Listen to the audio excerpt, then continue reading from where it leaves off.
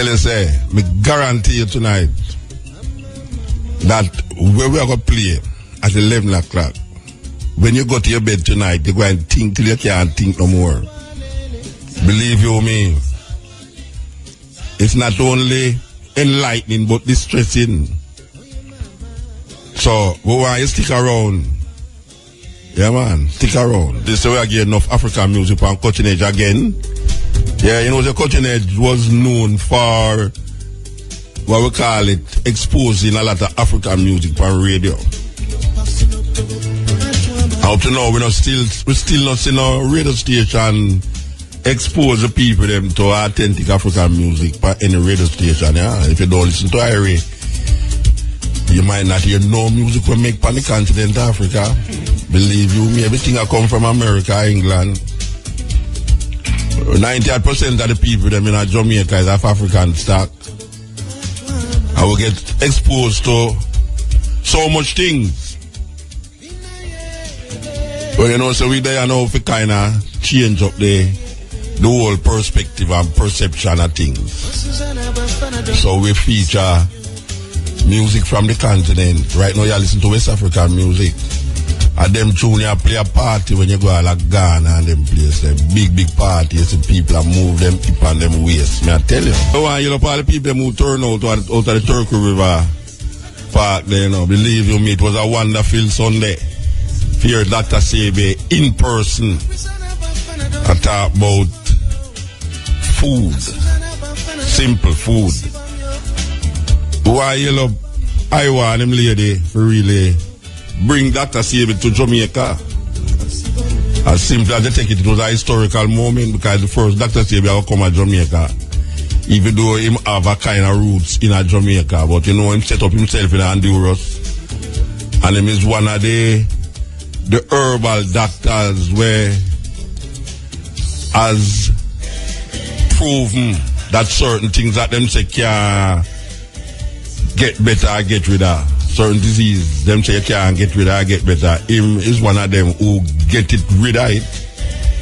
As a matter of fact, his proof was tested in the Supreme Court of America when them draft him up to say him have false allegation, but he was making false pronouncements that him can heal this and cure that, and guess what? Him win at the Supreme Court level. So it's not a joke thing when you say Dr. Sebe come to Jamaica. So why you love the one them who bring him here and who tell you say him come forward. He love Jamaica, man. After the program we go check him and him sit down there and I say, boy, Jamaica is something else. And him not go nowhere, you know. I just between the park and the hotel, dog carry hotel there, you know. No, but for that joke aside, you know, you see that place where them call Carib Hotel there. I mean, I advertise the place still, you know. Even though the same people, them own the same people, but you see that hotel there, you say that you open the door them to the veranda outside one at the back there. Trust me, man, any tourist to that, man, suppose you don't really want to go back which part he come from. And I feel it's that like Dr. Sebe too. Cause him not go nowhere more than drive from the airport to the hotel to the park and back to the hotel. And he must say, oh, he love Jamaica. But it's the feelings of the people them also help to really make people say, wow, Jamaica is like paradise, man. The people them not feel say it's paradise still, you know. But foreigners believe say it's paradise because the greetings and the warmth of the people them. And plus, when you look outside of your hotel room, you see this blue turquoise beach and sun and rock and... I tell you, man, it's like the same place where you never talk about in the Bible. Eden, Garden of Eden. When Christopher Columbus come to Jamaica and him land at this, well, him never land nowhere, you know. You know, Christopher Columbus never come on the island, yeah? No, him said him friend them, but the priest will come with him, you know, right in the memoir say, and I quote it directly, but this is the idea where him say, when he write in the memoir, him say, look here, man, this is same like how you think on the Garden of Eden in the Bible. It's like he's eat this. When them land here, that them see them eat this. Unfortunately, they never see it as no gardener feeding the soldier them because them never treat the Taino them right. Did you know that Christopher Columbus and his friend they was looking for gold in a Jamaica, and one of the punishment for not bringing back gold was chopping off one of your hand them. So only Taino did a walk on the place with one hand, because find no gold, because that was the thing. Him promised the seal of them. When them take out of the prison, them take out all the murderer them and the pedophiles and the thief them and all the Bryans out of the prison and promise them gold and land. 3 ship but a man, we never did want to travel with him, but true, promise them gold and land. Them say them prefer they on the ship and travel than sit down in the jail them in Spain. When the man them come on here, them never know which part the gold them there. So them did have to find people who dip on the land to find the gold for them. You know much one Taino did dip on the island, yeah? Yeah, man, it's a terrible thing. Terrible thing the man them do. But we'll continue the journey. Continue the journey. Why listen to this? So we love play this. Yeah, play it here right now. When I look at Africa, many questions come to mind. Many times I ask myself, what would happen if Mwalimu were to rise up and see what is happening? Many times I ask myself, what would happen if Kwame Nkrumah and Patrice Emery Lumumba were to rise up and see what is happening? Because what they would be confronted with is an Africa where the Democratic Republic of Congo is unsettled. There is a war going on there, but it is not on the front pages of our newspapers because we don't even control our newspapers and the media. As I speak to you, the Central African Republic is at war, but we talk of it only mutedly. As I speak to you now, in South Sudan, the youngest nation in Africa, the Nuer have risen against the Dinka. As I speak to you now, Eritrea is unsettled. As I speak to you now, there is an ease in Egypt as there is an ease in Libya. In Niger, it is no better. In Senegal, in the Casamance, is no better. In Somalia, is no better. Africa is at war with herself. This is what they would be confronted with. They would be confronted with an Africa which statistician and romantic economists say is growing, but which in truth is stagnated. That is the Africa that they would be confronted with. They would be confronted with an African which, as Professor Mlama intimated in our presentation here, is an African which is suffering from schizophrenia. He does not know herself. They would be confronted with an African whose young men and women have no interest and low love for their continent. They would be confronted with an Africa where young men and young women are constantly humiliated at the embassies of European countries and at the United States of America as they seek the almighty green card. They would be confronted with an Africa where young men and women from Niger, Nigeria, Senegal, Mali, and Mauritania drown in the Mediterranean as they seek to be enslaved in Europe. This time round, Africans are not wailing and kicking as they are being taken away to be enslaved. They are being seen wailing and kicking as they seek to be enslaved in Europe and America. This is the tragedy of Africa. They'll be confronted with an African where people have lost their self-pride. Yeah.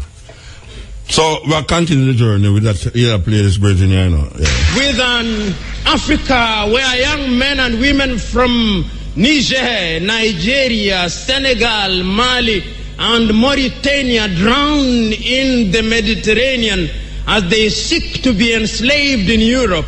This time round, Africans are not wailing and kicking as they are being taken away to be enslaved. They are being seen wailing and kicking as they seek to be enslaved in Europe and America.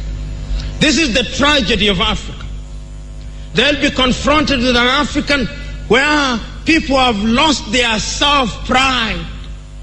An Africa where Africans are not proud of their things. An Africa where in the hotels of Dar es Salaam or Nairobi, even food has foreign names. When we fry potatoes, we call them French fries, even when they are fried in Dar es Salaam. That is the Africa that they would be confronted with. They would be confronted with another Africa. An Africa which does not tell her story. An Africa whose story is told by Europe and America, the CNN, Radio Deutsche Welle, Radio France. That is the Africa they would be confronted with. They would be confronted with the young men and women who have no pride in Africa. When they want to enjoy themselves, they sing the praises of football teams from Europe and America. It is Manchester United. It is Arsenal. It is Real Madrid and Barcelona, not Yanga, not Mufulira Wanderers, not Gor Mahia, not FC Leopards. No. That is the Africa that they would be confronted with. They would be confronted with an Africa which does not enjoy its theater and drama. That Africa celebrates Leonardo DiCaprio. It celebrates Angelina Jolie and Brad Pitt. The Africa does not celebrate Genevieve Naji of Nigeria or Rita Dominic or Lou Jacobs of Nigeria. It does not celebrate Bongowood or Nollywood or Riverwood. It celebrates Hollywood. That is the Africa with which they would be confronted.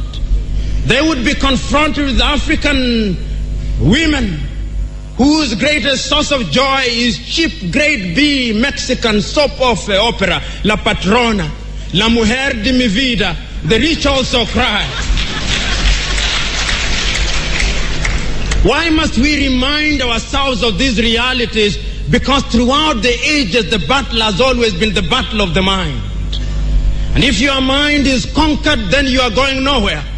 And that is why in the ages of enlightenment in Europe, the great René Descartes said, cogito ergo sum, I think, therefore I am.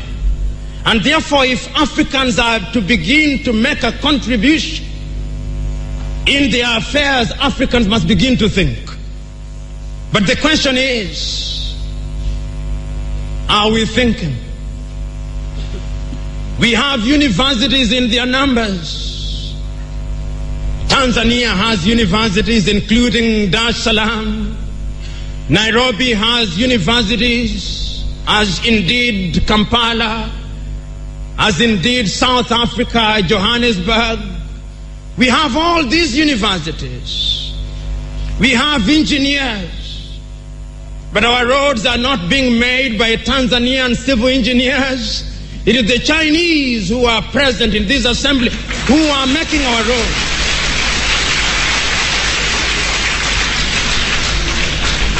So we have engineers who cannot even make roads. We have doctors whom we have trained. But when we are sick, particularly if we are of the political class, depending on who colonized you, if you are colonized by the United Kingdom, you rush to London. If you are colonized by the French, you rush to Paris. If you are colonized by the Portuguese, you rush to Lisbon. And if you are colonized by the Spaniards, you rush to Madrid, Spain.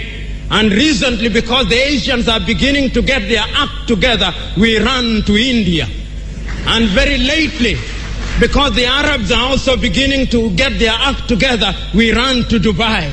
Notwithstanding, that we have the Kenyatta hospitals of this country, the Muhimbilis of Tanzania, the Chris Hani Baragwanaths of South Africa, and the Mama Yemos of Kinshasa in Zaire or the Democratic Republic of Congo, but we have no faith in our doctors. In the area of education, we also don't have faith. Our political class introduced something that they call free education, but it's free indeed, free of knowledge.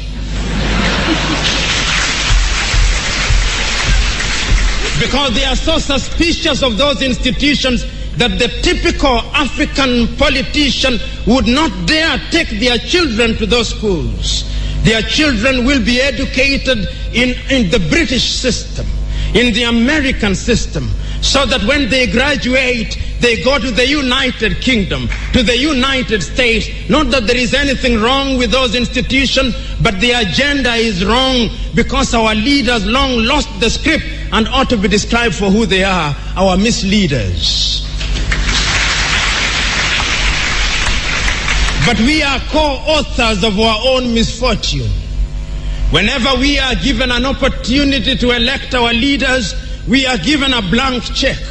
And if you permit me a little latitude, and if you give me a blank check, and you allow me to analogize, and you say that I'm given the blank check to buy a Mercedes-Benz, what we do is that when we are called upon, having been so empowered, we buy what one calls a tuk-tuk from India and expect it to behave like a Mercedes-Benz. How does that happen? Because what we do is to elect thieves. We elect hyenas to take care of goats, and when the goats are consumed, we wonder why. REFM, thought-provoking, always smoking, lyrics like a bazooka. You are listening to Mutabaruka. No, that tape we just play a while ago. We're going to play a version to it at 11 o'clock. Totally different, but almost I deal with the same themes. You're going to be surprised. Trust me, you're going to be surprised. Brand new music from Third World.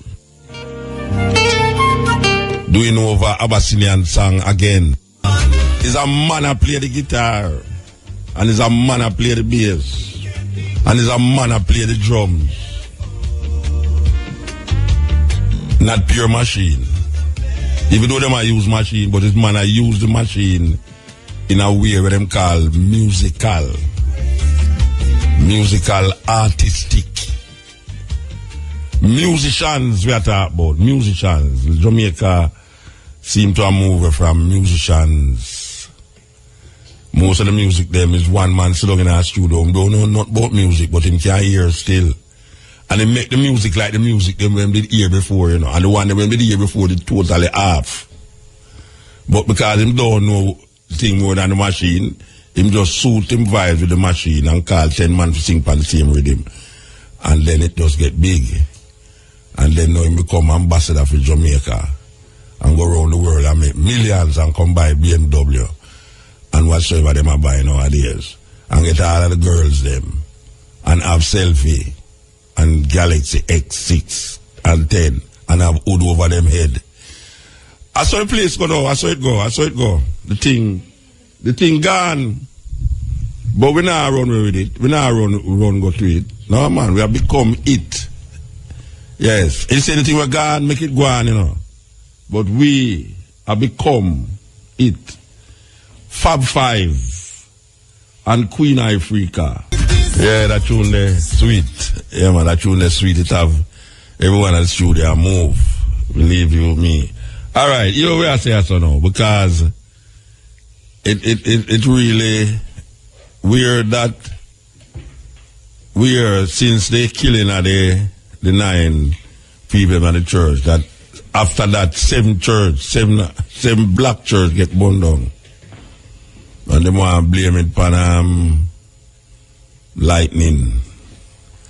When I tell you, say, I bet a white man burn down your church and God lick it with lightning, you know, believe you me, because there's something dangerously wrong. If God love his church and he lick it with lightning, I burn it down. I bet a white man burn down your church and lightning. You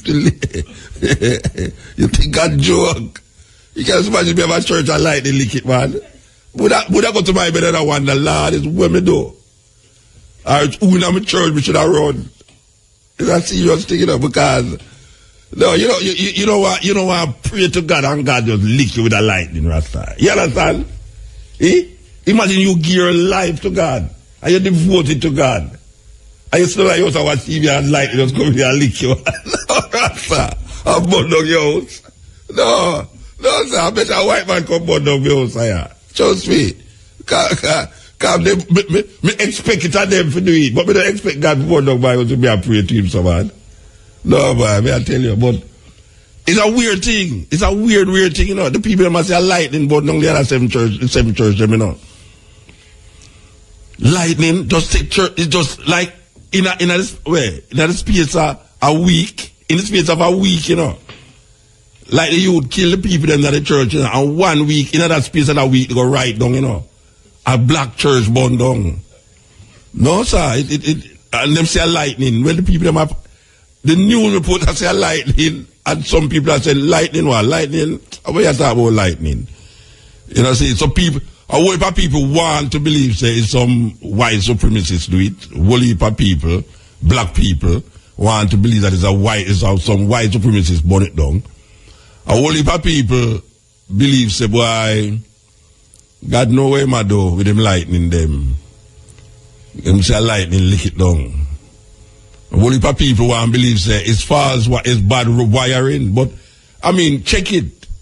No coincidence at all. But I mean, if one thing is the same, one of the same thing is one thing, you know, but two of the same thing and three of the same thing, seven of the same thing happen. No, Rasta, believe you me, would have to go check it. Would have to go really check out my life, myself, all who they round me, all the animals they want me see round me, goat, sheep, lizard, I mean anything. Would have to go check it out round me. Cause me can't even perceive that in my thinking. Say, I am a devoted person to the Lord. I go to church every Sunday and I pay my tithes. And I pull my tithes too. And I do all sorts of things with my tithes. And really and truly, after me I live so, me love everybody. Me love my next door neighbor. You know, me love my next door neighbor. Till sometime him wife come over my yard, come stay. You know, be like, it just mind-boggling, Rasta. It's mind-boggling. That you do all the good things them.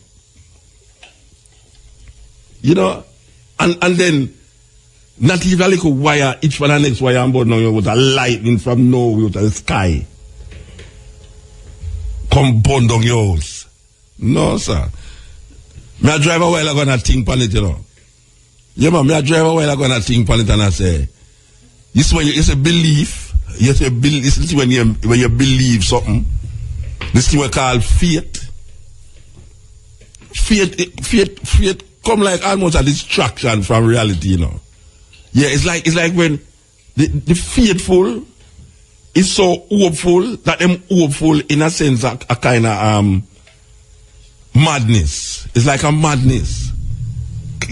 You believe in a something and you hope that something like that happen, but not in your lifetime, not the lifetime before you see that something that happen where you believe in it. And then you add something else to it and I say, well, all right, nobody know when it gonna happen. Just watch and pray. And you sit down as the generations come before you and it's something where you are saying gonna happen with them, did I say gonna happen with the other people, they say gonna happen, not happen. And you feel saying in your lifetime it gonna happen. But I mean, I tell you, it's like these ideas, you know, well, it's a long time. I drive and not think so much, you know, it come like, it's a serious thing. I think the whole time I come, but I think upon all these ISIL people, them, and the Taliban, and George Bush, and Obama, and all these people who give credence to a religion to the point where them will fight the next person because of a religious belief. Because believe it or not, Bush should have fight a religious war. You know, see, Bush should have fight a religious war, but you know me I say now. The ISIL and the Taliban people them and the Al-Qaeda people them who give credence to a religion. And when you look on the three major religions them, you know, you talk about Judaism, Islam, Christianity, Islam. The three major religions them in the West, that's all. Most of the war them fighting in the world. It's them three set of people that fight the war. Or start the war, or war end the war. Most of the war them fighting in the world. Judaism, and you see we are going now with Israel in the Palestinian people them land. Christianity versus Islam. Islam say them are the true religion. And you know the funniest part, the weirdest part of the thing, you know. The three of them have them genesis in a one man. The three religion them, Judaism, Christianity and Islam, the three of them have them beginning in a one man. And that is Abraham. And then it reach a stage where these three things, these three so-called religious beliefs are come from one man who claim that there is some supernatural being that are guide him. So these three people, these three groups supposed to worship the one supernatural being, you know. Then, me don't know if it's mad me mad or crazy me crazy, but if me I look on the earth here right now, I mean see these three set of people, these three groups create the most war and kill the most people on earth. I mean literally. The most people were dead. Dead in the name of one of these religions. From time it was created, from Judaism was created. Where Judah is in the name of Yahweh and thing, you must go in our city. And if the people them, it's a weird thing, you know. If the people them, when you go in our city, if the people them don't believe in the God where you believe in kill the mother, the father, the picnic, the dog them, and burn down the city. And that the book say, you know. And that the book say. Let's talk about the three major religions now, you know. The first one, what them call Judaism. The God of that Judaism. Tell the people them say. Tell the warrior them say. The judges say, look here. You see if them people over there so not believe in the God where you believe in, which is the God of Abraham, Isaac, and Jacob. Hear them why you do. You're going to go raid them. You're going to go kill them picnic. Kill them wife. Kill them animals and burn down the city. And next one come and say, God tell him so when they go into the city, must kill all of the man them. This is weird, you know. Kill all of the man, and if you want woman, take them for yourself. That is what this next prophet of Israel, God tell him to do, you know. God come again and he must say, let my people go. Him tell Moses, well, we don't know if it's who did attack to Moses, because it come like Moses did smoke too much ganja. Because him have a tree attack to him in the book. Maybe it's a ganja tree too, we don't know. But yeah, maybe it's a ganja tree and two Moses never used to smoke. And him stammer. When he sent the smoke, him start to hear a sort of voices that come out of the bush. Moses, take off your shoes. Because where your place where you stand it, Muta used to walk there. Yeah, that's a serious thing. But three religion, you have wars, more wars and wars. And all them win, like God tell them, say, look, I said the land over there, so, flowing with milk and honey, go and go kill all the people, them and take the land there. You see them people over there, so them don't believe in your God, kill them. This is Judaism. They will come down to Islam. Islam wreak havoc over the place, even through Africa. The belief in this Islamic thinking. Well, we shall talk about Christianity first, second, because Christianity I think them say Christianity come after Judaism, then you have Islam is the youngest one. But Christianity come in the name of Jesus. The amount of things were going on in Europe. One of the biggest atrocity in the world ever say is chattel slavery. In the name of the God and the Pope of Rome. This well, not even the Pope of Rome neither, you know, because the British come out the Anglican Church. The Anglican Church sanctified and justified slavery. The Anglican Church, not an individual. Because them man never said nothing wrong with slavery, because the Bible tells us that slaves must be obedient to their master.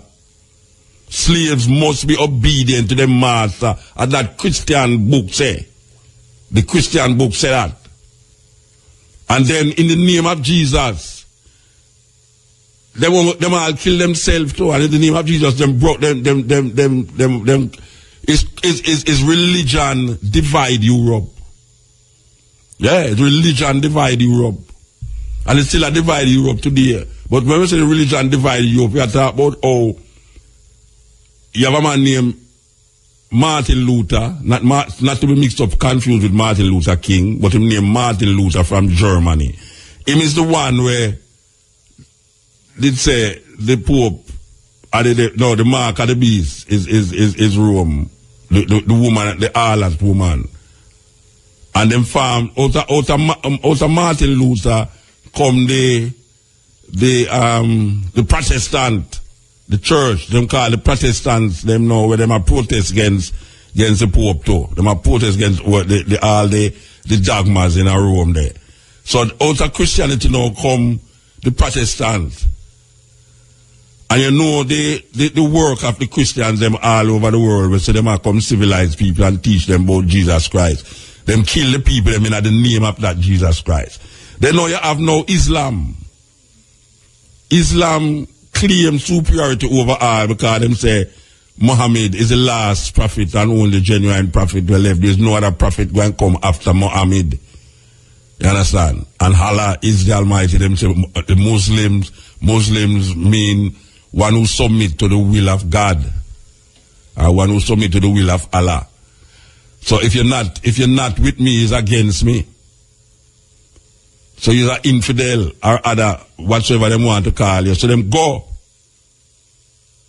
in Africa and devastate Africa. Well, not them go, but the people them who give credence to the religion, use the religion against the people them who them come enslave. Because let's not forget it, you know. The Arab them enslave Africans before the Europeans come and enslave Europeans and they come and enslave black people. So what we have now is that now you have a group of people who give credence to this religion and them use the religion to create havoc in the world.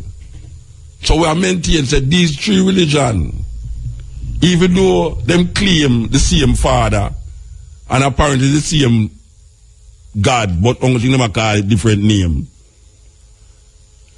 These religions, if a man can show me what these religions do for help man to be more loving and kinder, and if man have been loving and kinder with these religions, how does it wear to where man have been evil and cruel against man in the name of these religions? Because when we look on the world today, everybody bawling and everybody has searched for that entity and that being where we give them, we remember them of a divine intervention in them sorrowful, pitiful life. Because that is really where all people want to have, you know, them life pitiful. And so them search for something outside of themselves. And them search for this religious belief. And some of them get more vile. Vile. So, we're going to play these ads and come to where we tell us we're going to play, you know, because black people, we're in a serious problem, but you know, we're so caught up in our religion and politics and the daily wear, food, clothes, and shelter thing that we don't find no time for just sit down and do nothing and say nothing. And just be nothing. Just sit down and just be nothing. People afraid for that. Them want to be something all the while. But there's a time when you have to be nothing. And sometimes, believe you me, this when people that about them pray, I better them meditate. Yes, because when you start praying now, you have to pray to something, for something. When you meditate, you go into yourself. Yeah, man, you go into yourself. And you have to go in a special place for go meditate. You can't sit down by your toilet bowl and meditate. Yeah, man. So when we are talking about self, we now be egotistic and talk about the self which is. We are talking about the self which should be. You see, that we are motivate the inner being, the consciousness that bind all away. And say, look here, the whole thing are one life, you know, are just different manifestation. But see, because the manifestation so the station. But see, because the manifestation so different, may I tell you, it get combustible. And then to the point of confusion. And this is what we have now, this confusion. So where the gods them there? Where the creator of all this and that which is and which is not? Where the creator of evil and good there? Where the creator of man and woman there, of heat, air and water? That creator stand by and watch. Three group of people fight over him and create death and destruction upon the earth. We're supposed to be nice. And this supernatural being sit and look on these little pot. Because how can the pot look on the potter and claim greatness? When it's the potter that made it. So when you look on all how the pot them are going, and always the world I get devastated by not by nature devastated it, not by the wind or the fire or the water, because the destruction of all the thing I said just now is man. I create all these things. Man, I create disturbance in the atmosphere. All the poison you see, a man I create the poison. So when you talk about sin, a man creates sin. Because all the things that is anti-life is sin. Anything where is anti-life, in a religious perspective, is sin. But people create things that is not of life and put it in a them religious belief. When you see all a man now say, thou shalt not kill, and then him turn around and say, when it said thou shalt not kill, it don't mean goat and pig, you know, it means thou shalt not kill man. So this being will give this commandment, say thou shalt not kill. Even I'm all powerful, almighty, all thing, and make all life form. You tell me say him only mean don't kill man? No, sir. That limited man. If the all-powerful, almighty-ful being said, thou shalt not kill, and is giving man this commandment, thou shalt not kill, the only way it could have only really mean, thou shalt not kill human being, is if it's not no supernatural being said, or it's not no divine entity say it, because there's no way. I mean, I talk for divine entity, because I say, me as a human being and a mortal, so there's no way the divine being will me accept as a creator of all things would have said, thou shalt not kill, and it's only talk about human beings. When he said, thou shalt not kill to human being, he might talk to only, thou shalt not kill human beings. Serious thing. This is the cutting edge on RFM. FM really rocking, you know. Hey, Joe.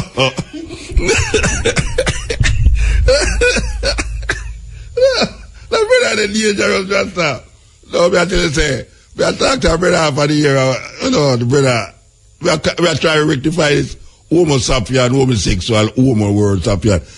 And I mean, him realize him come in when me talk last week. The same brother was to me a devil. Me ask him if he know what homo sapien mean, and him said, no, homo sapien mean. He ask me what it mean, and I tell him, say, all right, here what you going to do? You have to go find out about it, you know. Me not tell you everything. Anyway, the Bridget called a while ago and say, based upon what him did here, it looked like him coming at the last part. Him coming at the last part of what we did that say. That's why I did not interpret the word or me did that say. He might give one the Latin meaning and might give one the Greek meaning. And them think that them we are dealing with them programming, you know. Anyway, him say the one that mean that deal was the Latin translation, and the one where homosexual is a Greek translation. Him say, oh, but him never hear about the homo sapien, why the relationship to the homo sapien as opposed to the relationship to the homosexual reasoning. So him say, oh, me come in at the last of the last of the conversation. It's like the man where coming at the church and hear the pastor say, there is no God. And the start say, the pastor. him say, the pastor said, there is no God.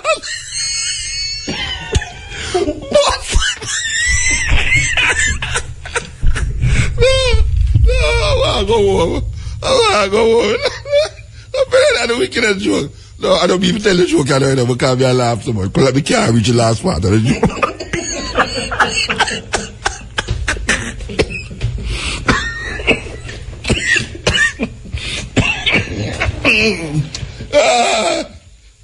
No, wait there. Read that up for me, you know, read that up for me. Look at now. The brain, no, I can't tell that joke. I tell that joke. I'm going to play something right now. No, I'm going to play something. I can't really tell a joke. I can't tell any of that joke. I don't believe you because I'm not going to talk to you. I forgot wait, Rasta. I can't really tell the end of that joke.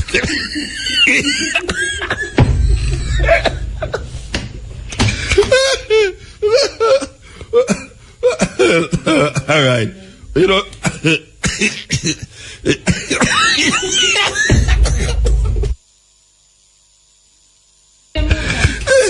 All right, here we go. We're going to Steve also we're going to play. We're going to play the Steve. I can make I think that tape is about 12 minutes. I can get 12 minutes was a laugh off here. Okay, so here's what we are playing now. Listen to this. Hi, name is Stan. And I've been watching the Black Power community for the last 100 years. I just noticed that you guys have been having some problems figuring out what to do about me. You see, I'm a cracker. Yeah. The white man. The guy that has been running the whole world for the last 2,000 years. Well, the reason that I stopped by to speak with you today is to help. I've been watching you guys fight over gaining real black power, and thought I would give you a few pointers. Since we white guys have been running things since we invaded Africa, I figured I would lay out a blueprint to help you achieve your objectives. Might as well use a plan that works, right? Besides, it beats the backward, no progress, mistake repeating methods you people have been trying for the last 400 years. So I knew all of you needed some help. Especially after Barack Obama got into office. He's a great guy, but a black man in a white man's house ain't really saying much considering all the hell you people have been through. Don't get me wrong. In many ways I know you were happy to get at least one black into office. This is good when you want to run politics, but ruling the world is what we white folks specialize in. Have you ever heard of the Illuminati? Well, that is the kind of coordination you are going to need to begin taking over the world. Okay, let's get started. Today, I am going to give you 3 things that we did to take over the world. You can use these too, and begin to gain real black power. Number 1. The first step to taking over the world is unity. I know you have heard of this before, but black people seem to really struggle with this one. You just don't seem to get it. You would rather fight against each other, instead of your enemies. This is bad business and you will never get true freedom doing things this way. Instead, do what we did to gain power. We divided and conquered entire countries based on their differences, while holding true to our similarities. I am white. There is no changing that. My God-born tendency is to preserve my own. Nothing is racist about that. It is just common sense. You people are the stupid ones, going around trying to love everybody, but yourselves. We kicked your asses here in America for over 400 years, and you still go around talking about Jesus loves everyone. While you've been doing all the praying and jumping around, we have been buying up the world and making laws you have to abide by. No offense, but everyone else has unity but you. I mean, look at the business in your neighborhoods. The people that control it don't even look like you. In fact, everyone who comes to this country sets up a business in the black community. The Koreans, the Indians, the Chinese. The list goes on and on. Aren't you tired of letting these other people supply all of your food, nails, and weaves? The one thing they have that you don't is unity. Number 2. Once you get unity, you are going to need to get organized. When we took over the world, we had a plan in place. A goal. Since we whites make up a small percentage of the global population, we knew the only way for us to exist was to enslave non-white people. This was our global plan for white supremacy. But we didn't stop there. We organized a military force behind our goal and executed it to perfection. Killing men, women, and children across the globe with brute force. Whatever we needed, we just took it. And if blacks or Native Americans didn't like it, oh well. Remember, there are no rules in war. Our objective is to ensure survival. But you black people seem to think your economic hardships, social injustices, and high arrest rates just happened by chance alone. Never mind, we've worked nearly 4 centuries, day and night to keep you people exactly where we want you. On the plantation. Yeah. It's true. Let me tell you a little secret. Most white people are not going to tell you this. It's an old family secret we have kept pretty quiet about. And for good reason. You see, all that free labor my white ancestors got from your black ancestors, translated into a lot of money. In fact, the black slave trade was the greatest wealth-building tool in human history. With free labor we were able to finance the Industrial Revolution. Well, all of that money pretty much stayed in the vast majority of white families. And with all due respect, whites intend to keep it that way. You see, Dr. Martin Luther King was pretty good at integrating lunch counters and toilets. However, he didn't do so well at integrating bank accounts. So you blacks were shafted out of the money that was due to you in exchange for a good job and education. But it was us whites who owned most of the jobs. Which brings me to my point. It's just another plantation. I say all of it to say, being organized is more than alignment. It is knowing the traps we have laid out for you, and then moving around them. Everybody knows but you blacks. That education will only keep you enslaved. It will only produce what it has already produced. A bunch of dressed-up plantation workers perfectly content, working and serving under another man's vision. You don't really think we are going to teach you to build a nation for yourselves, do you? If you were really educated, you would be able to solve your own problems. Problems like gang violence, poor economics, and underrepresentation. Instead, you will continue to pass the notion of getting a good job down to your children. This will brainwash them to be just like you. And the cycle will repeat for generations. While we whites continue to run things at the top, your grandchildren will be celebrating the first black Catholic Pope. I know this has been long, so let's move to number 3. The third way to gain black power is the most important of all. It is this way because it deals more with your psychology than your conscious mind. When we took over the world, we decided to use the most dangerous weapon of all to subjugate the darker peoples of the planet. We used a combination of white supremacy and religion to mind-fuck these people into complete submission. If a robber breaks into your house, rapes your family, kills your mother and father, then tells you that in order to go to heaven, you have to worship as God. If someone did that to me, then said that to be born again, I had to worship as God, I'd kill the bastard right on the spot. But you black people seem to have no problem worshipping the God of your enemies. Even worse is the fact that for all the praying that you have done, it seems like the God of the white man is just as racist as we are. Anytime you start believing in the God of your enemy, it pretty much means you're a complete idiot and a pussy, who is to keep sickness, because to believe the man who murdered your family is your friend is to believe that watermelons have gills. This kind of thinking lacks critical reasoning, a skill needed to defend territory and the minds of the youth. You even believe that Haiti, the only black nation that ever kicked the white man's ass, is cursed because many of them practice voodoo. You even go further and believe that it was God that hit Haiti with a 7.5 earthquake. You religious-minded blacks thought this about New Orleans too. Let me tell you the truth. We gave you this God because we knew by worshipping a white God you would subconsciously be worshipping us. That was a part of our plan, and it worked like a charm on the early slave plantations. We whites decided to perfect it, and have taken our gods all over the world to dark people. You see, we know that if we can get you to put down your God, and pick up ours, you will lose your real power. This is really effective for controlling a people. Practically, by doing this, you will never fight against us because subconsciously you would be fighting God. But that is why you cheer for a white Jesus to kill all the darkies down in Haiti and New Orleans, while kissing Pat Robertson's ass. Meanwhile our harp machines can shake up more prime real estate for the oil companies. If you continue to follow the God of your enemies, you will never rule the world, because you will always have your allegiance with a white man, instead of your God, who's pissed off because you traded him in for a blonde-haired, blue-eyed hippie, whose name we took from thought-provoking, always smoking, lyrics like a bazooka. You are listening to Mutabaruka. This is the Cutting Edge on IRFM. All right, now, make we figure out something else with this tape here.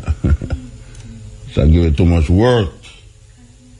Okay, make you see. We can put on this tune now. Yeah, you know, all right, we can, that's something wrong with the bottom of that tape here. We can't continue playing it. But him say some other things. I forgot to tell you, forget it. I really, I don't know, I don't have the name them again as some really funny name. I never hear that part, and the thing when I didn't listen to it, and I go back and listen to it again. So I forgot to figure out. I should have edit it right now too. Okay. Brand new. And written by the man called Joe Higgs. Emerges really in the 16th and 17th, particularly the 17th century. Europeans were enslaving and had for some centuries been enslaving people both of Africa and of the New World. History of racism in the Western world is broadly associated with slavery as the early form of colonialism. And it's in that context that something called race is created, which essentially means that certain people who are defined as non-Europeans find themselves ruled and governed by Europeans. For people in America in the 17th and the 18th century, race was a fact of life. And I think that racism is something that comes out of that interaction of necessity. This isn't people cooking up racism in their laboratory or in their study and then going out into the world to apply it. In a sense, white people, and blacks and Indians, worked out their ideas of race in proximity with each other on the hoof. The British don't become slave traders and slavers because they are racist. They become racist because they use slaves for great profit in the Americas and devise a set of attitudes towards black people that justifies what they've done. The real engine behind the slave system is economics.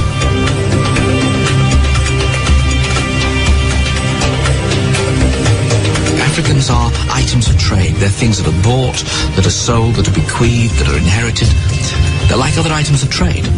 And once you've got that established, both on the slave ships, of which there are thousands leaving British ports, and once you've got that established on the plantations, and once you've got that established as a basis for expanding British wealth, how can you argue that somehow or other the great inferiority of black people isn't built into fundamental cultural values of the British?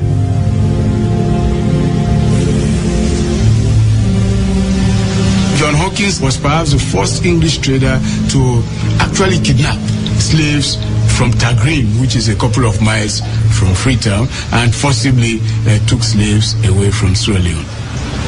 The sad thing is that this man was even made a knight.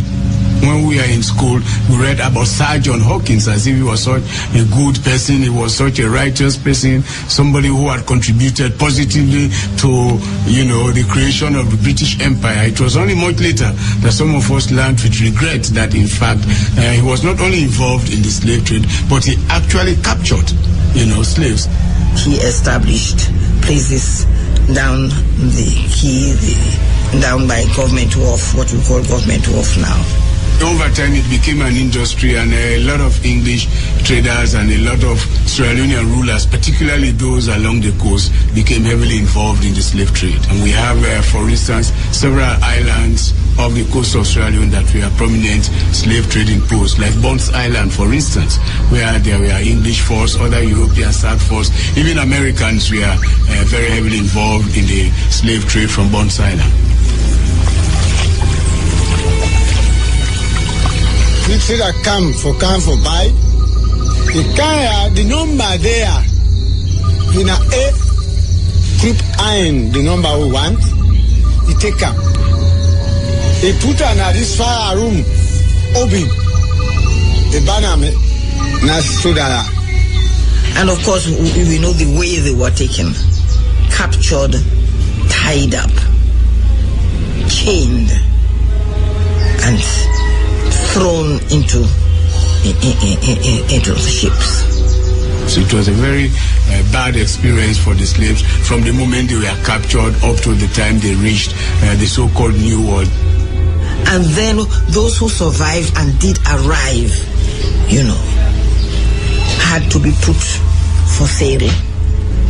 And then when they were bought, they had to undergo all kinds of indignities. One great woman, it could cost 2 man price. Sometimes it work for you, not the garden, not come back. It work for you, it born picking for you. Now for that, it pay 2 times for one great woman. When the boat come collect tuna,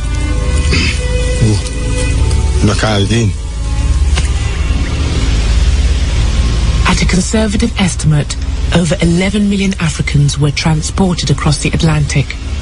Manacled and packed together like animals, at least 2 million died during the infernal voyage known as the Middle Passage. Slaves are seen as deracinated people, people who did not belong, who were natally alienated. That is, they had no right of birth, and they're seen as people who had been torn from another society, but not socialized into the new one. So they were socially dead, so to speak. They were seen as people without honor, which was a degraded condition.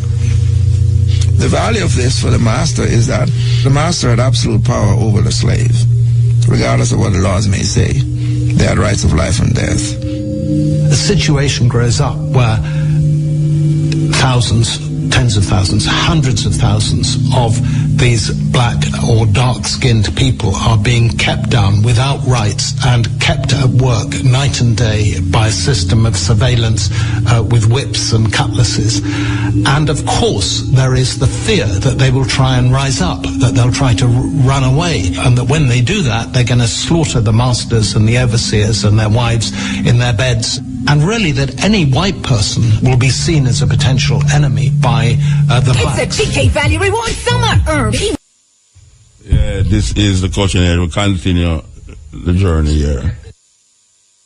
Fear between the two groups, and this tends to consolidate racial feeling, and the only way to keep these slave societies even minimally secure was to arm all the white men, and even indeed some of the white women too. So you're there in your plantation manor, you're there in your, settler outpost. What are the natives doing? Sort of classic line, from these movies. The natives are restless. What's going on? Those drums in the background. There's the idea that, these people are sort of getting together and they're going to invade us, they're going to attack us. And it's a kind of, projection basically. In other words, you've invaded their countries, you've subordinated them. There's a long history of colored perils. There's the red peril called Red Indians. There's the yellow peril. There's the black peril. There's this idea of the non-white other. And the non-white other is threatening, the non-white other is scary, the non-white other may be coming to attack. And it comes out of, you could say, a bad conscience in part, a sort of subconscious recognition perhaps of the kind of things that have been done to the non-white other. In the early 16th century, from Chile in the south to Florida in the north, this non-white other was no more than vermin to be exterminated. The Dominican monk Bartolomé de las Casas was eyewitness to countless atrocities against the native populations. His account reads like a catalogue of genocide. The mainland and the region known as Florida. The Spaniards murdered many, as is their custom, in order to strike terror into the heart of these people. They made their lives an utter misery, treating them as so many beasts of burden. In another large town, the butchers put the whole town to the sword, young and old, chiefs and commoners, not even the children were spared. The butcher-in-chief arranged for a large number of natives in the area to have their noses, lips, and chins sliced from their faces. They were then sent away in unspeakable agony and all running with blood to act as walking testimony to the great deeds and holy miracles performed by these dauntless missionaries of the Holy Catholic faith. The things that Las Casas witnessed, particularly on Hispaniola or in Cuba, these incredible crimes, these incredible attacks on Indians, disembowelings and burnings and rapes and whatever else, I'm sure that level of violence is something that you could have witnessed in different places in the 17th, the 18th century, in other parts of the Spanish Empire. But it was a peculiarly awful moment that Las Casas saw as the Spanish got to the Americas and tried literally to work the Indians to death. The reports of Las Casas caused enough unease for the Council of the Indies, the Spanish administrators of the New World, to call a debate at Valladolid in Spain in 1550. The debate concerned not just the mistreatment of Indians, but whether they could be categorized as human at all. In contest with Las Casas, the champion of the native populations was the Jesuit Juan Ginés de Sepulveda. By this time, the Spanish have been in the Americas for about 50 years. And during that time, the brutalities carried out by the conquistadors had reached such heights that it caused some alarm. And out of that context came this particular debate. On the one hand, there was this idea that the Indians had souls, they could be Christianized, and they should be treated not as servants, not as forced laborers, but as people under the protectorate of the Spanish. On the other side of the debate was the idea that perhaps these are not people with souls, perhaps these are people who are natural slaves. And in that context, they could be coerced to produce labor. What Las Casas wanted to do was to change the policy of the Spanish crown towards the Indians. So paradoxically, he was able to get slavery of Indians banned. That's something which the Spanish crown bans, outlaws. And by 1542, the laws have been changed to ensure that there can no longer be Indian slaves. But Las Casas also suggests that the labor shortfall in America can be made up with black slaves from Africa, which I think he later regretted, later in life. It's a key moment insofar as the reflection on the system that produces race is there in that debate. The system that produces race, which will produce race over the next 200-300 years, is that colonial system, which takes this diverse range of peoples and defines them as Indian, forces that category on them. And it's in that context that you begin to see two things that go hand in hand with the development of racism. On the one hand, the institutions that keep in place exploited populations, oppressed populations, and in that context, the debates that then take place as to what kinds of populations they are. These debates begin with lawyers, they move to anthropologists, and then they move on to biologists, always debating within that context of colonialism, which fixes those people as objects of investigation. Thursday, 11th October. Thus far and no land. Another 12 hours will decide. A crucial moment in the racial history of the whole Atlantic world and of the world is Christopher Columbus, but not the first voyage, which everybody knows about, but the third voyage in 1498. Columbus sailed south to Sierra Leone, where, as he noticed, the people are very black, perfectly black. And then he sailed due west from Sierra Leone, and he wound up near Trinidad and the northern coast of South America. And he reported that the people there were white with blonde hair. And that shouldn't have happened according to the prevailing theories of skin color in the whole classical world in the medieval period. What happened with Columbus is that people started to realize that you could stay on the same latitude and get radically different skin colors. And if that was the case, then there had to be some other explanation for skin color other than geography. So that's where you begin to get the emergence of biological theories of difference in skin color. And that leads eventually to racist theories of differences in skin color. So a view emerges, originally identified as pre-Adamism, that maybe there are multiple origins, and that less civilized, more primitive human beings have an origin that is not accountable for by a biblical narrative, but are closer to the animal world. And that view then develops into a view called polygenism, that is multiple origins.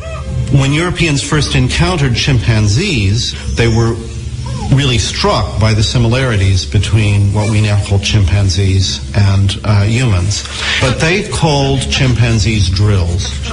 And one of the questions that John Locke talks about... Brothers and sisters, this is Chalice. Join us with respect for our national anthem. Let us stand and defend.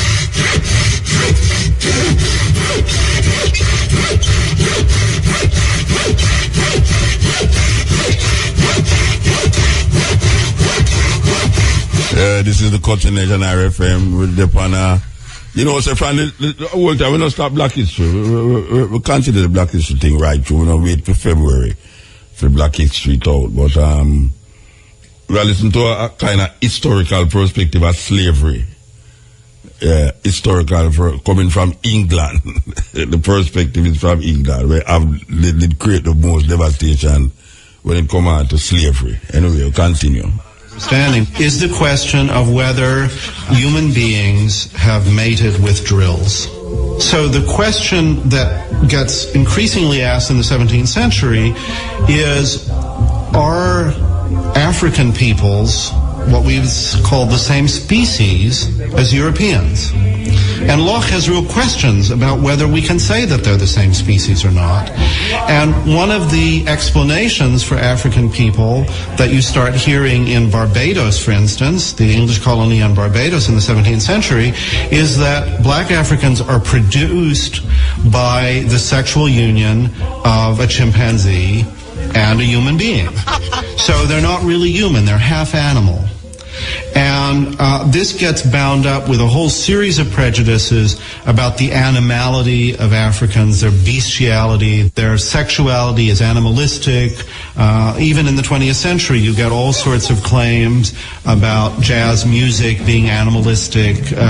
These are prejudices that begin to be ingrained in European culture in the 17th century in the context of what we think of as major scientific or philosophical texts.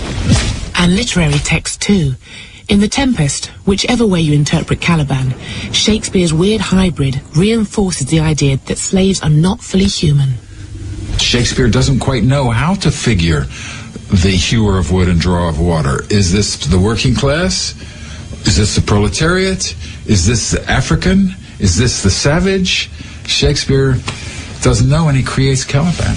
Thou poisonous slave, got by the devil himself upon thy wicked dam, come forth! In The Tempest, it seems to me pretty clear that Shakespeare imagined Caliban as a black slave. He has an African mother and a black devil father, and that in some ways Caliban is the first representation of the rebellious, sexually obsessed, violent, ignorant black slave. I have used thee, filth as thou art, with human care, lodged thee in mine own cell, till thou couldst seek to violate the honor of my child. What is being done? Thou didst prevent me. I had people else this isle with Calibans. Shakespeare presents him as somebody who will be tricked by a few baubles, not crystal meths, not crack cocaine, but by a few trinkets and some booze. Many a Caliban might have found himself in the English plantations of America. In fact, The Tempest was partly inspired by the story of a ship which ran aground on Bermuda, where the crew then mutinied. The Sea Venture had been bound for the plantations of Virginia, a slaveholding colony in which Shakespeare himself had a financial investment. The economic notion of the plantation as a large site of agribusiness and of a large cooperation of human labor for the arable field begins in Ireland, begins in Ulster. Of course, it was a London merchant house that wished to plant dairy and to start the plantation of Ulster at the very time that, at Shakespeare's time, towards the end of Shakespeare's life, that the Virginia Company is establishing a colony in Virginia. The idea that the great glory days of England begin with Elizabeth, there is no successful English colony under the reign of Elizabeth. Great English imperial aggressive victories started happening in the 17th century, really under Cromwell, with the growth of the empire and the conquest of Jamaica. And that's when the English also began to perceive of themselves as part of a superior white race. Oliver Cromwell is a fierce and powerful revolutionary figure. He was a great general and commander of capitalism that transformed the Atlantic, if not the whole world. This mighty vision he had of doing God's work had begun in the fens of England, where the huge hydraulic works of Van Muden in Holland are harnessed to drain the fields. So he played a role in that, and to discommon, or to remove people from their customary lands in order to produce the riches of the alluvial plains of Lincolnshire and the Norfolk Broads. He then transforms that interrelationship, shall we say, of water and land to crossing the Atlantic and to establishing the sugar plantations. He doesn't do this alone, of course. He does it with a class of people. This is why we say the capitalist class, because they hope to capitalize the land, turn the land into commodities and then into capital, and do this through the sugar plantation in the 1640s, in the very time of the English Revolution or the English Civil War. It's an amazing story of conquest, cruelty, and God. So if you look at something like the southern states of America, up until the point of the American Civil War, the greatest amount of wealth in America was the ownership of slaves and slave labor. Now this is enormous. And it's in that process of being able to command the resources of other parts of the world, extract them for your industries and that labor, that you create this massive structural inequality. The British become well off on the basis of the slave system. Liverpool, Bristol grow to kind of extraordinary levels of material and urban well-being because of the slave system. Lloyd's of London, the Bank of England, Barings Bank, Barclays Bank, Lord Harwood at Harwood House, stately homes left, right and centre, are absolutely rooted in this slave system. But it's a slave system that needs a justification. That is the kind of racist element in it. But the real rationale for it is profit. the sort of laundering of slave profits, as opposed to simply the relocation of them in economic enterprises, is, I think, a very important part of the modern development of Britain. For example, I always think of Bristol, the development of Clifton and so on and so forth, absolutely tied to the slave profits from the 18th century, early 19th century slave trade. Slavery as it existed in parts of Europe prior to this period of the Atlantic slave trade was not particularly color-coded. Yes, the slaves in Western Europe might be Slavs, but, they have the same skin color, and you couldn't tell by looking at somebody whether he was a slave or not. But, by the time you get to the West Indies in 1700 or something, you can tell by looking at somebody whether or not he or she is a slave. The ancients, by and large, did not suffer from that form of race identification and slavery based on race, but they had their own version of it, which was that all foreigners, all non-Greeks, all outsiders, in principle, could be enslaved legitimately because they were inferior. It's not just people who are not Greek who are regarded as inferior in this sort of unalterable way, but Greek men regarded Greek women in somewhat the same way. So if you are male and Greek, you belong just by that very fact to superior categories. To begin with, racial feeling can take simply the form of aversion, of dislike.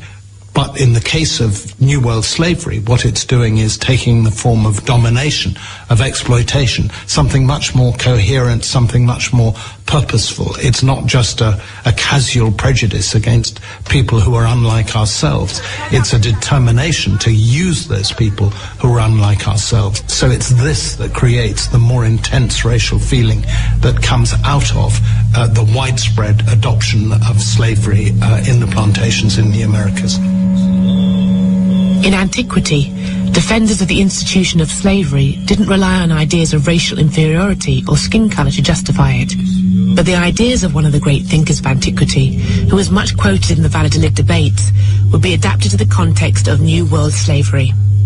Aristotle, if I could use an awful phrase, is the nigger in the woodpile, because his views were looked back to from the later medieval period onwards and cited because Aristotle was regarded as, though unfortunately he wasn't a Christian, he lived too early, nevertheless he was the next best thing. And if he said slavery was a natural phenomenon, then it probably was. But it's very important to be clear that Aristotle was not speaking in terms of external racial characteristics, color. Genesis chapter 9, verse 25. And Noah began to be a husbandman, and he planted... An authority even greater than Aristotle's was invoked to justify slavery: God and his good book. Genesis chapter 9, verse 25 was interpreted by Christians as divine authorization for trafficking in slaves and the ownership of plantations. And this is kind of a funny story, and from our perspective it seems sort of ridiculous, but this was taken very seriously indeed. After the flood, Noah gets out, there are still waters all around, and so Noah decides he's going to set up a vineyard. Noah gets drunk. He has 3 sons, Japheth, Shem, and Ham.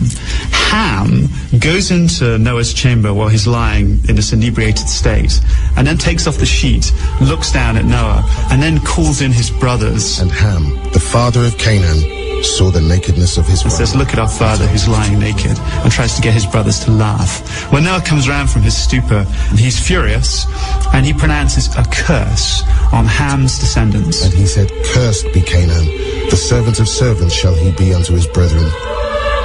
So he says that Ham's son, who's called Canaan, will from then on be cursed in perpetuity, and he'll be a slave to the other 2 brothers, Shem and Japheth. The curse of Ham was not specifically black from the beginning.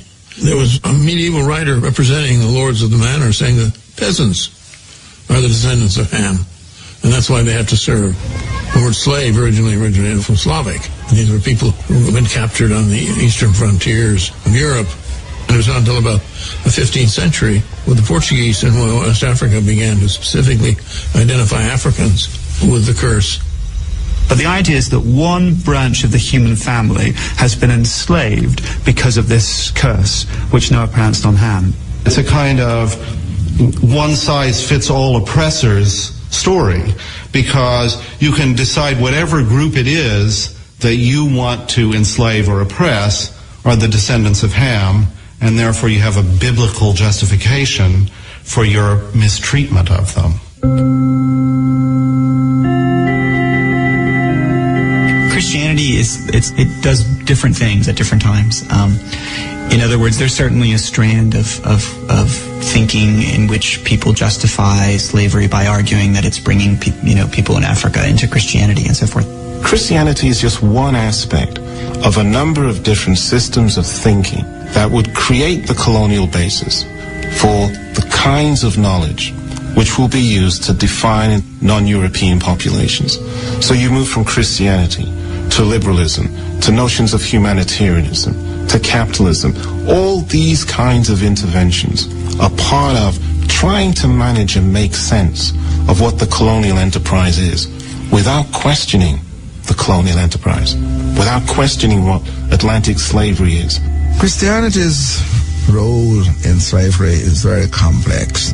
For most of its history, it basically accepted slavery as part of the order of things. In a way, the parallel would be the attitude towards a homeless person today. I mean, we see it not as a sin or as evil, but as an unfortunate situation. And this continued right up to the middle of the 18th century, when a truly radical change took place in which some Christian thinkers began to see slavery as a sin. Enslavement of the natives of North America was never European policy, but that didn't make life any easier for these indigenous peoples, whose relationship with the settlers would ultimately leave most of them either victimized or dead. If you look at Native Americans from their perspective, would ultimately leave most of them either victimized or dead. If you look at Native Americans from their perspective, when white people arrived, they were a disruption, they were shocking, and they were surprising in all sorts of ways. But for many Indians, they simply looked at them as another rival group. And this is one of the interesting facts about 17th century American history. From Indians' perspectives, whites were in a way a bit similar to other rival Indian nations. So perhaps you'd trade with whites, perhaps you'd make war with whites, perhaps you'd ally with the whites against another Indian nation. Indians didn't see things in white and red, if you want to put it that way, white and red terms, because the white settlements weren't powerful enough until much later in the 17th century, even into the 18th century. So they didn't see this as an invasion, as a form of genocide, in a way that would unite them as Indians against white people. The ways and thoughts of the white men are strange. But for all that our skins are of different hues, we are friends. Chingachgook. You could talk about the 18th century as a 100-year period in which Indians increasingly realize that the battle is between them and white people. And in 1763, when it became clear to a host of different Indian groups in the Midwest that the wind was changing, they launched a rebellion. It was led by an Ottawa Indian named Pontiac, laid siege to the British fort at Detroit. He didn't succeed in destroying the fort, but he got the people there very scared indeed. And it made London aware of the problem of managing Indians, especially in the Midwest. And one of the most extraordinary things that happened is that George III declared in the autumn of 1763 a line of proclamation. That's what it was called, the line of proclamation, which forbade any white settler from settling beyond the Appalachian Mountains without his explicit permission. So effectively, the idea was to put the brakes on white settlement to preserve British trading relationships with the Indians. But of course, the irony here is you've got tons of white settlers moving to America looking for land. So in effect, in 1763, this royal proclamation creates a new tension between ordinary white settlers on the ground and the Crown. And it's definitely one of the contributing factors in the American Revolution. White settlers believe after 1763 that the British government doesn't support them, and instead it backs the Indians. And after the American Revolution, or in the process of the American Revolution, the gloves really come off for white Americans, and the new United States is not an Indian-friendly nation in the least. Native Americans were in an impossible situation. Side with the British, whose stronghold was Fort Detroit, and they risked the wrath of the rebel colonists based in Fort Pitt. Side with these Americans and their militiamen, and they would invite merciless retribution from the British. And as for trying to stay out of it, even if you were in Pennsylvania, a state founded by Quakers upon principles of Christian brotherly love, this too could have fatal consequences. Now, one group that didn't pick one side or the other were the Moravian Christian Indians, who were gathered in 3 little communities, the most important of which was called Gnadenhutten. These Moravian Christians, there are maybe 100, 150, had tried to stay out of the war. They weren't hostile Indians. They had adopted many of the customs, the equipment, the technology of white people. They read the Bible. They sang hymns. They were, to all intents and purposes, the dream model of people back in the 17th century who wanted to convert and civilize Indians. And then a group of Pennsylvania militiamen arrived. When they had taken everything that they had that could be construed as a weapon, tools, axes, whatever, that the Indians had, which could be used against them, the militiamen got together and decided to kill every one of them.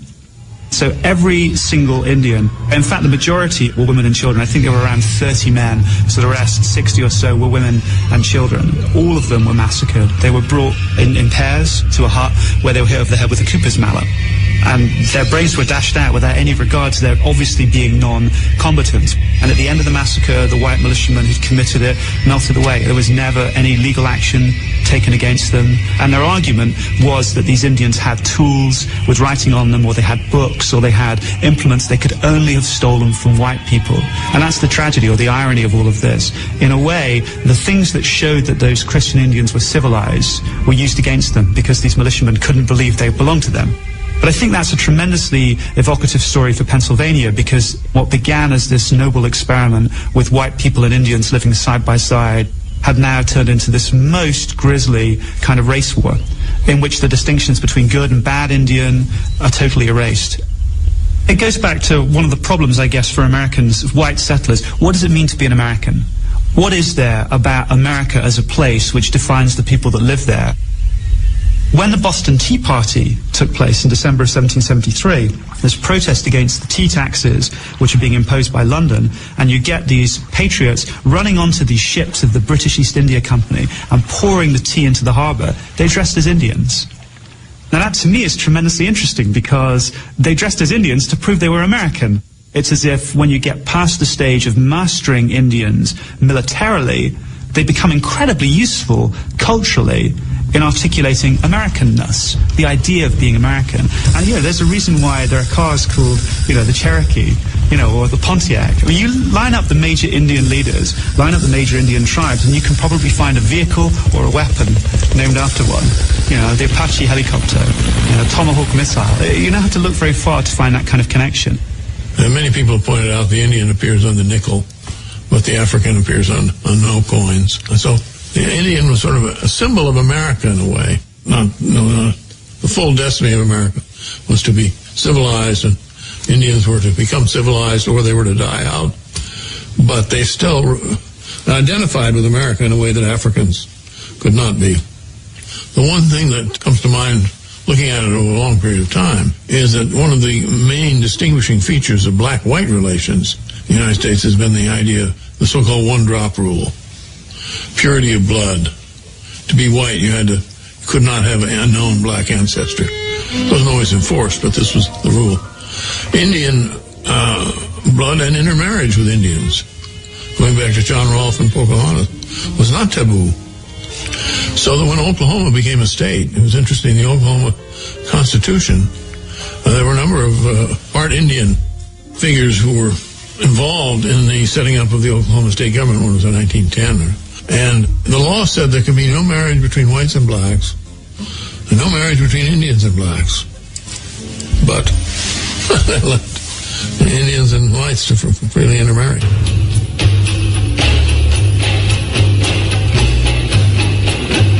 The mid-18th century is considered a pivotal historical moment, when the Enlightenment dream of the brotherhood of man, championed by philosophers like David Hume, Voltaire, Rousseau, and the encyclopedists, came to prominence. This period gave rise to the ideals of liberty, equality and fraternity, principles that fueled the American and French revolutions. But these popular democratic principles were never universally applied. Choose any intellectual giant of the Enlightenment, and almost without exception, you will have chosen a proponent of equal rights, who really believes that some men are more equal than others. Kant is seen as, one of the most important philosophers of the modern period of the past few hundred years. And he's certainly seen as the most important moral philosopher, in that the crucial idea is this idea of personhood, and you respect the personhood of others, you don't diss other people. And yet, simultaneous with that, Kant also has these writings in anthropology and physical geography, in which he basically outlines a kind of four-tiered level of human beings. It's basically a racially restrictive view of personhood, that a prerequisite for being a personhood is basically being white. It's only the European tier, the sort of top tier, who have what it takes to become full persons. And Asians, one rung below Europeans, blacks, one rung below that, Native Americans. These are the tiers. Even if they're human, they're not full persons. The Enlightenment is a two-edged sword. It provided the basis for an argument for the social and political equality of all men. But at the same time, it provided the opportunity to look at human beings not as children of God, but as varieties of animal. So if you decide that certain human beings are not human, they don't belong to the same species, then of course they don't have any right to sign contracts, and they can't be part of the social contract that forms your political system. And that's exactly what happens in these early democracies, is that blacks don't have any voting rights. Many of the philosophers writing this period, they played a crucial rationalizing role in justifying European imperialism, in justifying the domination of whites over people of color. So why is it then that these things are not more widely known? Why has the Kant establishment not taken up this issue? The marginalization of issues like this sort of goes in tandem with the sanitized view of mainstream philosophers. So that you represent Locke, you represent Kant, you represent Hegel, you represent these people in ways that does not address the sort of racist dimensions of their thought, and that sort of contributes to a picture of the modern period from which race has been whitewashed out. Of their Majesties Ferdinand and Isabella, King and Queen of Castile, Leon and Aragon, I now take possession of this land and name it San Salvador. In spite of the atrocities perpetrated by the Spanish and Portuguese after the discovery of the New World, the colonizers eventually developed a society that allowed Europeans to mix with Indians on a scale that was unthinkable in French and English North America. But in the south, it was expedient for the settlers. They had to multiply or die out because there just weren't enough of them to go round. The Spanish had a very different understanding of the Indians than the British did. I think from the earliest moments of settlement, Spaniards tended to regard Indians as people that they could fold into their social system. Not because they were nicer people, the Spanish necessarily, but because for a variety of reasons there were fewer white people in Spanish America. Because Spain never colonized America with anything like the number of colonists that England and eventually Britain brought over. The number of Spaniards, peninsulares as they were known, people from the Iberian Peninsula that actually came to Latin America, was much, much smaller. One sees emerging in the period of the Enlightenment, in the latter part of the 18th century, as abolitionism is beginning to take root in that part of the world as well, a much more vigorous form of mixed race interaction that you find in other parts of the world. It's a different tradition coming out of Southern European colonization, Portuguese on one hand, Spanish on the other, and out of this a greater willingness to engage in forms of mixed interaction, mixed intercourse, and identified and acknowledged mixed race populations emerging. And out of this you get, in the last 30 years, really 1760 to 1790, in Mexico City in particular, but you also get versions of this in Peru and elsewhere, of what comes to be called casta painting, mixed race painting. cast painting, you might even call it, which characterizes in explicit classificatory terms is an emergent form of rationality of Enlightenment thinking. And the Custer painting lays out the forms of offspring that emerge from certain kinds of mixture between what they call Spaniard and Indian on the one hand, Spaniard and black on the other. In other words, European or white, with other racial forms, Indian and African, and then mixtures as well with the mixtures of the mixtures, so to speak. So you get various gradations, and you might even call it degradations of racial mixing that go from mestizo and so on. The color lines were not rigidly drawn between just two races, but you had at least one intermediate race in mulattoes or amount of wealth in America was the ownership of slaves and slave labor. Now this is enormous, and it's in that process of being able to command the resources of other parts of the world, extract them for your industries and that labor, that you create this massive structural inequality. The British become well off on the basis of the slave system. Liverpool, Bristol grow to kind of extraordinary levels of material and urban well-being because of the slave system. Lloyd's of London, the Bank of England, Barings Bank, Barclays Bank, Lord Harwood at Harwood House, stately homes left, right and centre, are absolutely rooted in the slave system. But it's a slave system that needs a justification.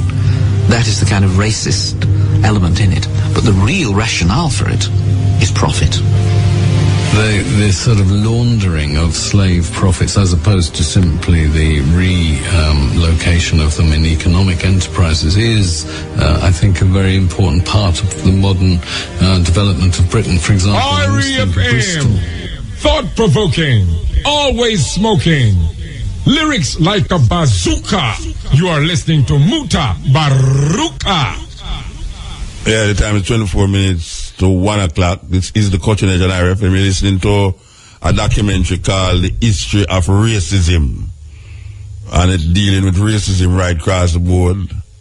And how white Europe, well, not white Europe, but Europeans facilitated slavery amongst the Native American them especially, amongst the African them especially. So we're going to continue with it. Yeah, we're going to continue. Mix up business are going now. We can continue this thing now. Possible situation. Side with the British, whose stronghold was Fort Detroit, and they risked the wrath of the rebel colonists based in Fort Pitt. Side with these Americans and their militiamen, and they would invite merciless retribution from the British. And as for trying to stay out of it, even if you were in Pennsylvania, a state founded by Quakers upon principles of Christian brotherly love, this too could have fatal consequences. Now, one group that didn't pick one side or the other were the Moravian Christian Indians, who were gathered in 3 little communities, the most important of which was called Gnadenhutten. These Moravian Christians, there are maybe 100, 150, had tried to stay out of the war. They weren't hostile Indians. They had adopted many of the customs, the equipment, the technology of white people. They read the Bible. They sang hymns. They were, to all intents and purposes, the dream model of people back in the 17th century who wanted to convert and civilize Indians. And then a group of Pennsylvania militiamen arrived. When they had taken everything that they had that could be construed as a weapon, you know, tools, axes, whatever, that the Indians had, which could be used against them, the militiamen got together and decided to kill every one of them. So every single Indian, in fact the majority were women and children. I think there were around 30 men, so the rest, 60 or so, were women and children. All of them were massacred. They were brought in pairs to a hut where they were hit over the head with a cooper's mallet. And their brains were dashed out without any regard to their obviously being non-combatants. And at the end of the massacre, the white militiamen who committed it melted away. There was never any legal action taken against them. And their argument was that these Indians had tools with writing on them, or they had books, or they had implements they could only have stolen from white people. And that's the tragedy or the irony of all of this. In a way, the things that showed that those Christian Indians were civilized were used against them because these militiamen couldn't believe they belonged to them. But I think that's a tremendously evocative story for Pennsylvania, because what began as this noble experiment with white people and Indians living side by side had now turned into this most grisly kind of race war, in which the distinctions between good and bad Indian are totally erased. It goes back to one of the problems, I guess, for Americans, white settlers. What does it mean to be an American? What is there about America as a place which defines the people that live there? When the Boston Tea Party took place in December of 1773, there's protest against the tea taxes which are being imposed by London, and you get these patriots running onto these ships of the British East India Company and pouring the tea into the harbour. They dressed as Indians. Now that to me is tremendously interesting, because they dressed as Indians to prove they were American.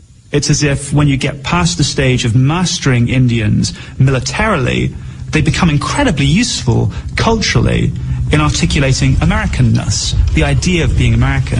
And, there's a reason why there are cars called, the Cherokee, or the Pontiac. I mean, you line up the major Indian leaders, line up the major Indian tribes, and you can probably find a vehicle or a weapon named after one. The Apache helicopter, Tomahawk missile. You don't have to look very far to find that kind of connection. And many people have pointed out the Indian appears on the nickel, but the African appears on no coins. And so the Indian was sort of a symbol of America in a way. Not the full destiny of America was to be civilized, and Indians were to become civilized or they were to die out. But they still identified with America in a way that Africans could not be. The one thing that comes to mind looking at it over a long period of time is that one of the main distinguishing features of black-white relations in the United States has been the idea of the so-called one-drop rule. Purity of blood. To be white, you could not have an unknown black ancestor. It wasn't always enforced, but this was the rule. Indian blood and intermarriage with Indians, going back to John Rolfe and Pocahontas, was not taboo. So that when Oklahoma became a state, it was interesting, the Oklahoma Constitution, there were a number of part Indian figures who were involved in the setting up of the Oklahoma state government when it was in 1910. And the law said there could be no marriage between whites and blacks, and no marriage between Indians and blacks. But they left the Indians and whites to freely intermarry.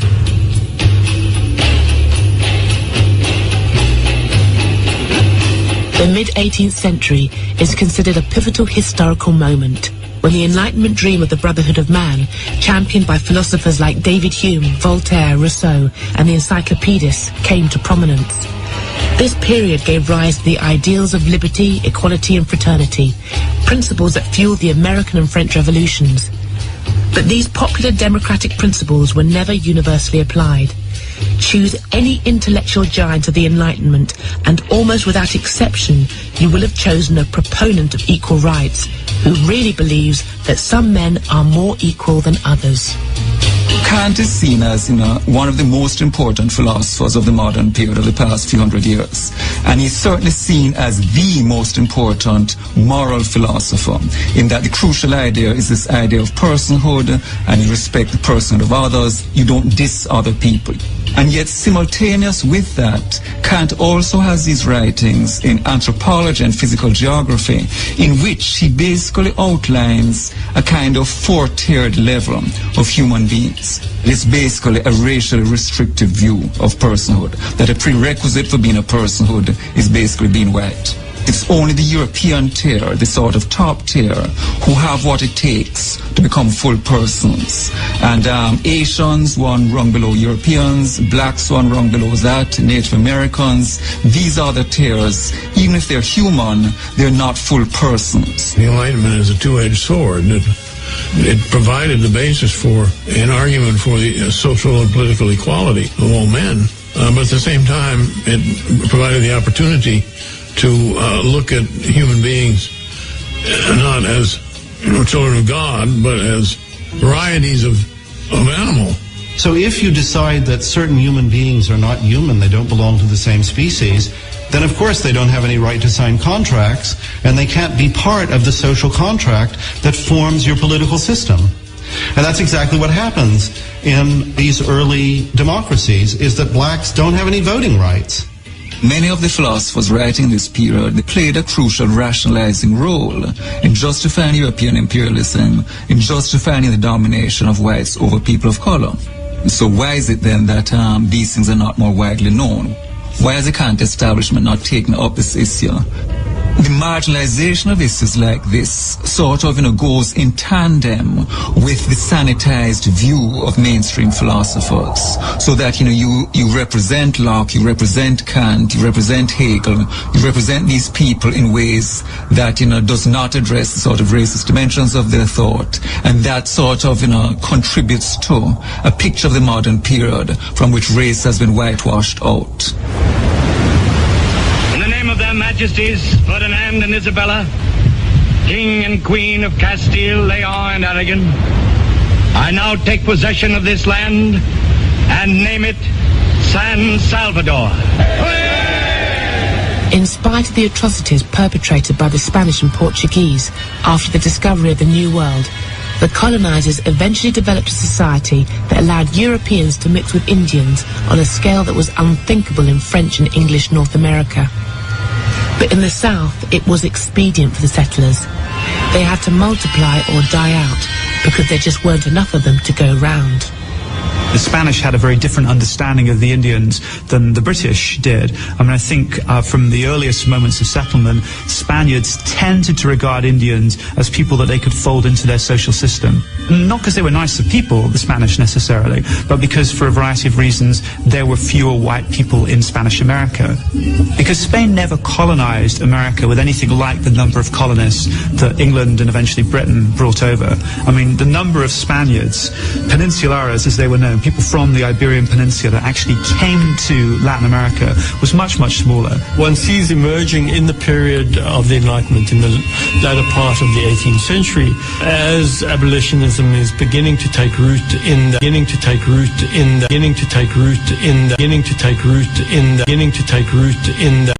that part of the world as well. A much more vigorous form of mixed race interaction that you find in other parts of the world. It's a different tradition coming out of Southern European colonization, Portuguese on one hand, Spanish on the other, and out of this a greater willingness to engage in forms of mixed interaction, mixed intercourse, and identified and acknowledged mixed race populations emerging.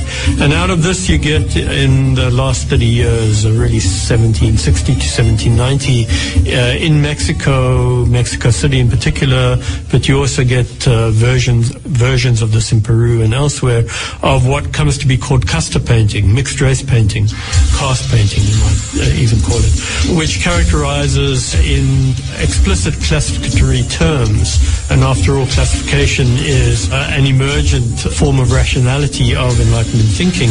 And the casta painting lays out the forms of offspring that emerge from certain kinds of mixture between what they call Spaniard and Indian on the one hand, Spaniard and black on the other, in other words, European or white, with other racial forms, Indian and African, and then mixtures as well with the mixtures of the mixtures, so to speak. So you get various gradations, and you might even call it degradations of racial mixing that go from mestizo and so on.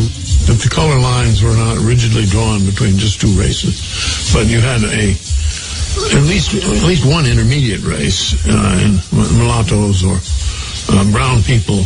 The presence of the mulatto in those colonies, the importance of mulattoes in Brazil as an intermediate group, the importance of mestizos in Spanish colonies with a large Indian population, is something that I think does distinguish the United States with its basically two-category system. You're either white or you're black. South America is very complex and fascinating. It's different, but it wasn't necessarily better. It's easy to be fooled by the system because you go there and you see blacks and whites among the poor mixing together, whereas they don't in the United States. Because what the U.S. did with this one-drop rule was to encourage a sense of solidarity among whites as a way of dividing them from blacks. And one reason you never had working-class solidarity in America is because the one-drop rule and the binary system of race is a powerful tool for dividing the working classes, what between whites and blacks. And the lower down the system you go, the more economically vulnerable and marginal the white person is, the more he's inclined to be racist, because it's the only way in which he has some status. He said, at least I'm not black. And so the white poor and the black poor are totally against each other. So it became a perfect system of division. Latin American societies are far more racist at the top than the United States. I mean, the Brazilian military brass is completely white. The Brazilian political elite is, until recently, completely white. Whereas in the United States, the higher up you go now, because of civil rights laws and so on, the more integrated the population, and the American political elite is thoroughly integrated. I mean, the Secretary of State is black. You know, the Congressional Black Caucus is very powerful. Part of the reason for this is that the way black Americans took over the one-drop rule and turned it to their own ends for mobilization and solidarity. Whereas in Brazil, they go on about their racial democracy. All they mean by that is that white men were going to bed with black women and not feeling guilty about it, and producing mixed kids who make great beauty queens. But the system remained viciously unequal. Brazil is the most unequal society in the Western world, and blacks are completely at the bottom. So it's a pernicious system. It's apartheid without apartheid laws, and at the top it's thoroughly racist.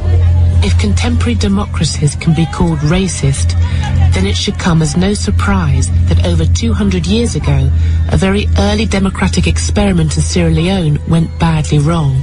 Freetown became the home of the black loyalists, ex-slaves who freed themselves by fighting for the British in the American War of Independence. But their freedom turned out to be very limited because of the dictates of their former British masters. To some extent, what's interesting about Sierra Leone is how accidental the whole story is. These people, in a sense, have become refugees and have become British because they'd actually crossed the lines during the American Revolution to fight for the British. So in 1775, the British governor of Virginia said that if black people who were slaves would cross lines, would leave their plantations, leave the Americans, if you like, and fight for him, for the British, they'd win their freedom.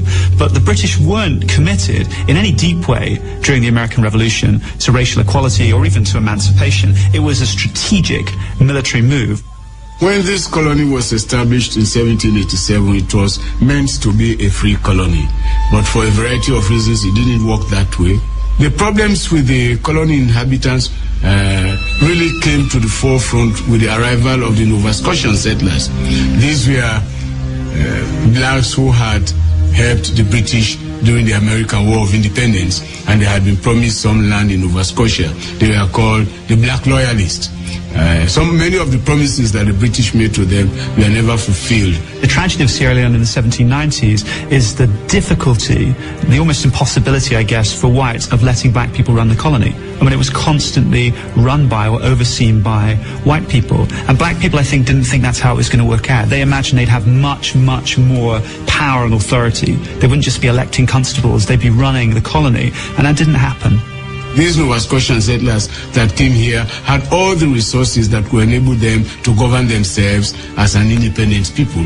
They had black pastors, they had black politicians who had mobilized them in Canada to move over to Sierra Leone. So they really had the human resource to be able to govern themselves as a free and independent people.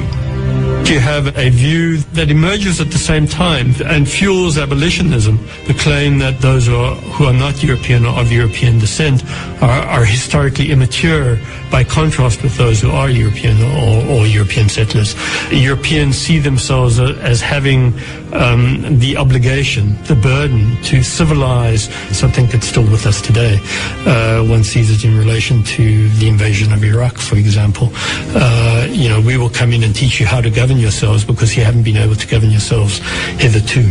It was really a great opportunity that was lost, because had these people been given the opportunity to govern themselves, it is possible that perhaps Sierra Leone would never have been colonized in the real sense of the word, and Sierra Leone could probably have been the first black African country to be free of colonial rule.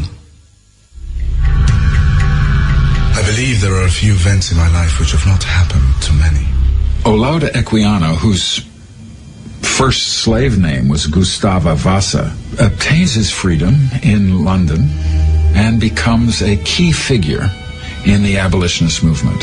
His autobiography really becomes the transforming political document to the abolitionist movement.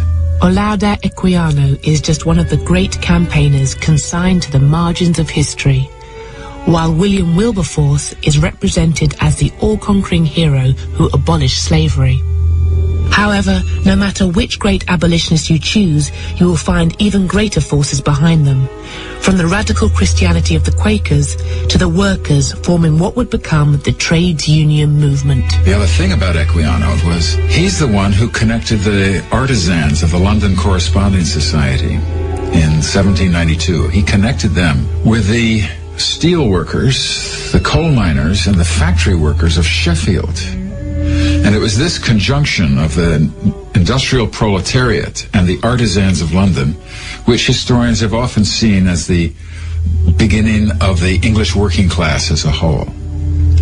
But it was Olaudah Equiano who had brought them together. The period where you see the most solidarity between enslaved Africans and the white working class, in Britain anyway, I think were the early years of the abolition movement. Starting in the late 1780s, hundreds of thousands of Britons signed petitions to Parliament against the slave trade. And amazingly, a lot of these petitions came from workers. There were 769 metal workers in Sheffield who signed a remarkable petition to Parliament that said, in effect, you might expect us to be in favor of the slave trade because we sell a lot of the wares we make to the captains of... Yeah. You know, say, it cut off, so what a terrible thing. We could play the whole like one of them days, but it kind of long. It kind of long, believe you me, it's long. Okay, we're there with you now. Yeah, it's done unexpectedly. Anyway, this will have a play now. Well, I'm a virgin here, this tune, yeah. This will have a play. That was Lady Smith in a different style, you know. Before that, we played your tune, this poem, you know, say, we just get a CD from Finland where them remix this poem again for about the 22nd time. Them remix that poem. Believe you me, the amount of version people send come give me. With ask them if them can do it over. Of course, I get paid feet, of course, do it over, yes. Do it over, man. From I tell you where I want, I say yes, do it, man. So, we want to take some call. And meanwhile, we are waiting for the call, them. We did that in the beginning of the program, we did tell about the three major religions, them. And how those three religions has caused more havoc on earth than any other kind of happening. Yes, the wars, them, and the rumors of war, nation rising against nation.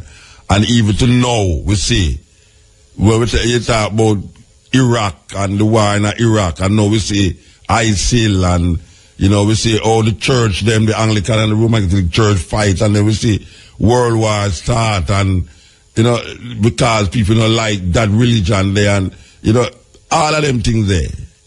All of the things them from them time until now, where you find this idea that these three religions have one God with different name, but the whole of them father, the beginning, the genesis of them religion, come out of a man named Abraham. Yes. And the Torah, which is where you call the Jewish books, the Torah, where Christians presumptuously call the Old Testament. Because now them write a next book now in the New Testament, or them call the one the Old Testament. But guess what? Christianity could not have survived without the things them that is written in the Torah. Because a lot of what is written in the Torah, which has nothing to do with the interpretation that Christians give it. A lot of what was written in the Torah is used to justify the coming of the Christian God named Jesus Christ. If it wasn't for that Torah, the ideas that decide the fate of Christianity couldn't exist. Yet still, Christianity, Judaism, Islam is always at loggerheads with each other. It's weird.